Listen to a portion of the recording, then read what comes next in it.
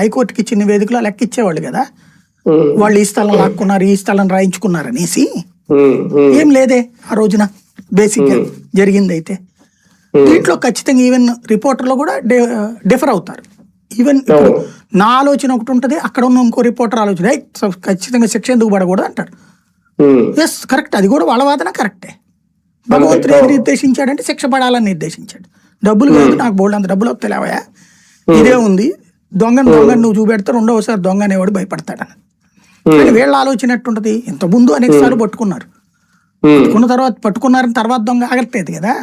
Even హుండీలు దొంగలు ఎత్తుకుపోతున్నారు, గుళ్ళో నగలు దొంగలు ఎత్తుకుపోతున్నారు.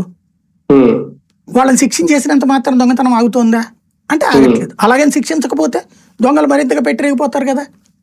ఇది ఒక వాదనే. వాదనలో పోతే బోల్డ్ అని పార్శ్వాలు ఉంటాయి. ఇక్కడ ఇందులో ఏంటంటే పాప భీతి అన్నటువంటిది ఆ రవికుమార్కి అప్పుడు వచ్చింది దొరికాక. బట్ ఏళ్ల తరబడి అతను దొంగతనాలు చేశాడట, లేకపోతే అతనికి అంత డబ్బులు ఎక్కడి నుంచి వచ్చినాయి.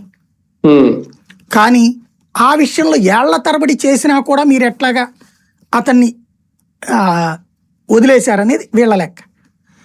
కానీ ఏళ్ల తరబడి ఎప్పుడు దొరకలేదు, అతను దొరికింది ఇప్పుడే.